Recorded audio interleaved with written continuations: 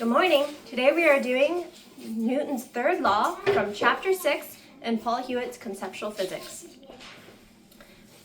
Force is always part of an interaction.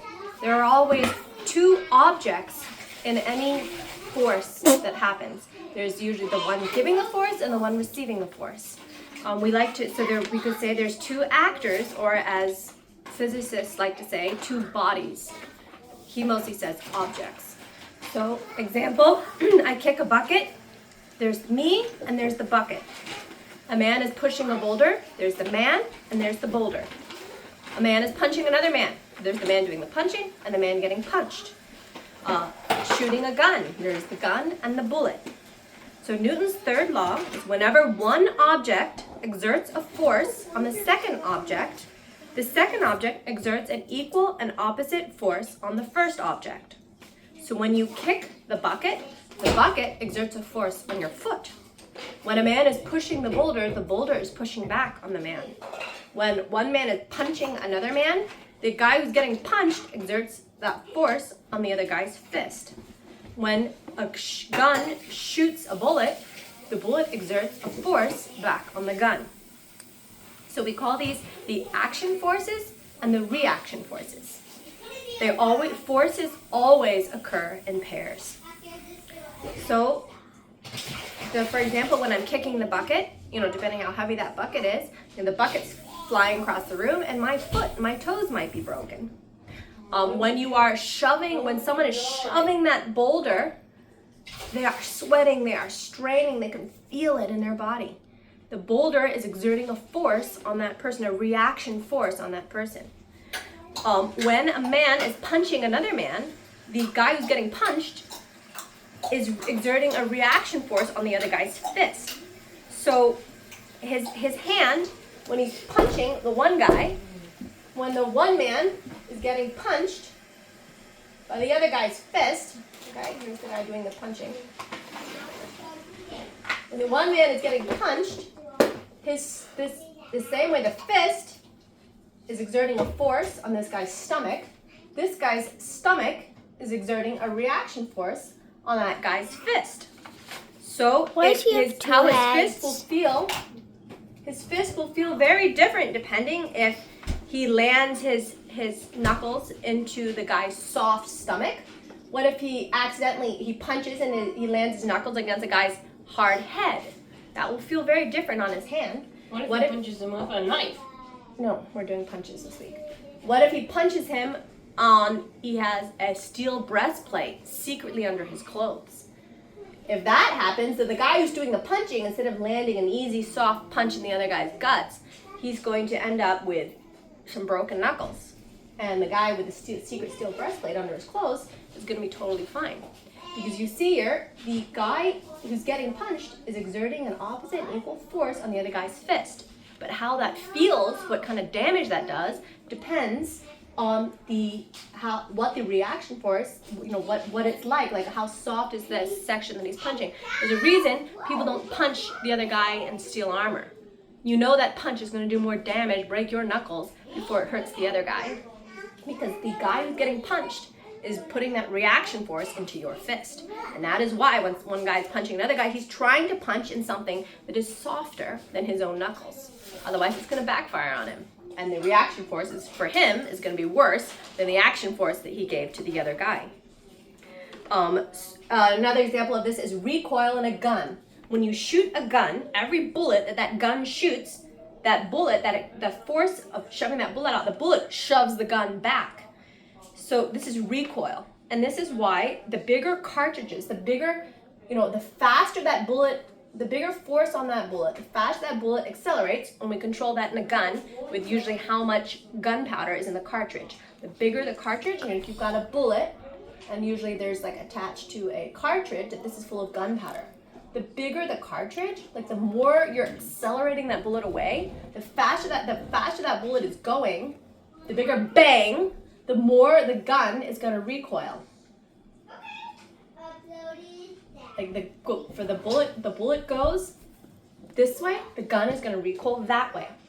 And the more gunpowder, the faster, the bigger the F. Remember F equals ma? The bigger the F of the force of that bullet, The more massive that bullet, the more acceleration that bullet has. Usually from having this F is when a bullet is controlled by the amount of gunpowder that's in the cartridge. It's shooting the guys. Yeah, well, I'm not trying to shoot the guys. Okay, the more force that bullet has, the more force of the recoil on, this is equal force, the force this way, opposite and equal force on the gun. So when often a problem people have when they start talking about Newton's law, that when one object exerts a force on a second object, the second object exerts an equal and opposite force on the first object, you say, well, why is there any motion at all? Doesn't the action and the reaction just cancel each other out, and then there's nothing moves, nothing changes? Not the case. Why? Because the action and the reaction force don't usually both act on the same body or the same object, okay? Sometimes it does, like when you have like a book on a table and the force of gravity is pulling it down and the normal force of the table is pulling it up. Sometimes it does, but most of the time it does not. It does not act on the same body. For example, when you kick a bucket, when you shove a boulder, when you punch a man, when you shoot a gun, the bucket is sailing through the air, got kicked by your foot. The fact that you have broken toes does not cancel the motion of the bucket. The reaction force on your foot does not cancel the action force that happened to the bucket. The boulder that the man is shoving or rolling along doesn't not move because the guy is sweating and panting and the boulder is doing all this work on the guy. The guy having to do all this work and the boulder pushing back.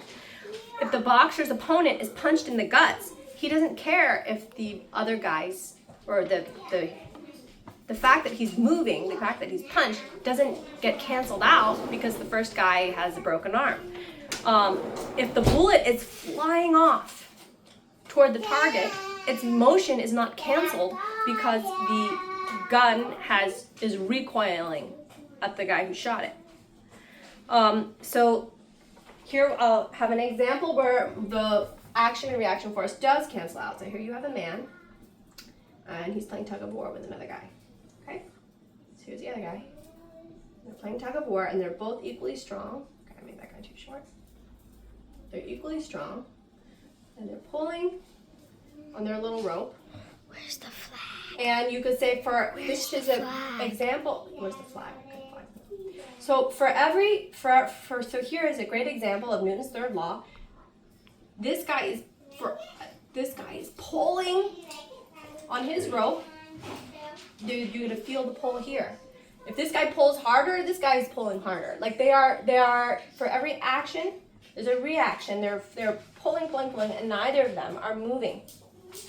So to summarize Newton's law here, we'll call him object A and object B. Okay? When object A exerts a force on object B is exerting an equal and opposite force on object A. Tug of war is a beautiful example of this. And note there is no motion when these guys are doing tug of war.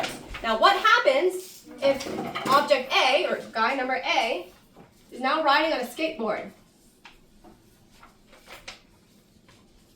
He's still pulling, like for the force that he's pulling, they're still pulling the same. We know object A, man A, is just going to get rolled along to here. Well, why?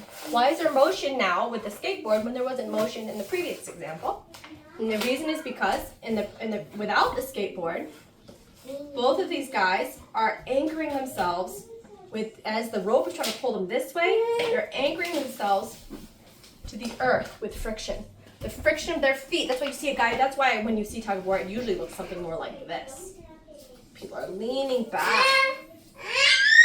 They are anchoring themselves to the earth with friction to keep from moving. So the friction with the earth, with the mass of the earth, it was helping these guys pull on each other, and there's no motion. Mommy, I'm gonna pause it. Pause.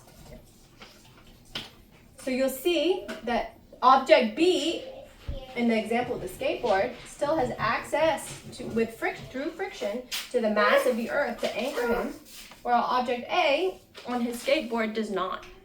And that is why in this situation the guy moves. But in the other situation he does not move. Okay, so we're gonna go back and explore that idea a little bit more.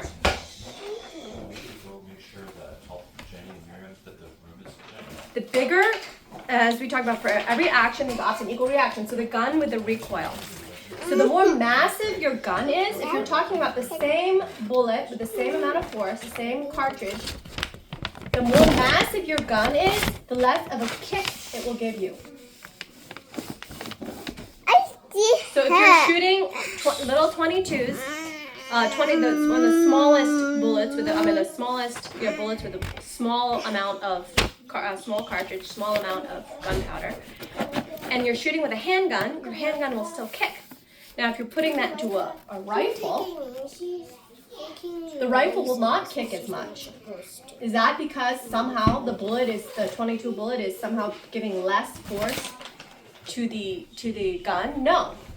In the case, if you're shooting the same size bullet with the same size cartridge, this force, the force of the bullet, is fixed. Okay, that's the same. So we're using the exact same bullet, exact same cartridge, same amount of gunpowder. Now in the little tiny handgun, the reason it kicks up like that, you have to hold your hand steady, is because here, with the exact same force, we've got the exact same force on the rifle that has the 22 and the handgun, but you see the handgun is a much smaller mass, so it needs a much bigger acceleration to get that same force, where here, that rifle has a much bigger mass, and so the acceleration is much smaller. Or another way to rewrite this is if the force is the same, so you're going to divide both sides by m, and you've got it divided by the big mass of the rifle, it's going to be a little acceleration. Where here, with the little tiny handgun, you've got the same force, because we're using the same bullet with the same amount of gunpowder, it's the same force, divided by the tiny little mass of the handgun, you're going to get a much bigger acceleration. So while the force, if you'll see here in both these examples, the force of that little 22 bullet, sure. So this is when we have the same bullet with the same, sorry, I didn't make those look the same. Same bullet with the same cartridge, the same amount of gunpowder, so that's the same F. That is what we'll put into this gun, the same F, but we see different accelerations because these guys have different masses. If you had a little tiny gun that was the same size as your bullet, your little gun will basically be a bullet. It will fly back and kill you too. So the reason the person shooting the gun isn't dead is because that gun, the more massive it is more massive, its acceleration is way less than the acceleration of the bullet on the other end. This is the reason we sometimes think of like rifles or whatever having more recoil is because rifle bullets have much bigger cartridges. Rifle bullets have much more mass and much more gunpowder, bigger F. If you somehow shot one of these big rifle bullets and tried to shoot it in a handgun, that would be very bad for you, very big kick, because the recoil, how you feel it in the acceleration. The recoil here depends upon the mass of the gun. That's why when they start out really young people with learning how to shoot, go hunting quail or whatever, or rabbits with 22 bullets inside of big rifles, because there's a very little kick. It's a lot easier to control the gun because there's very little kick when you've got a big rifle with a little 22 bullet in it, little 22 with a small cartridge.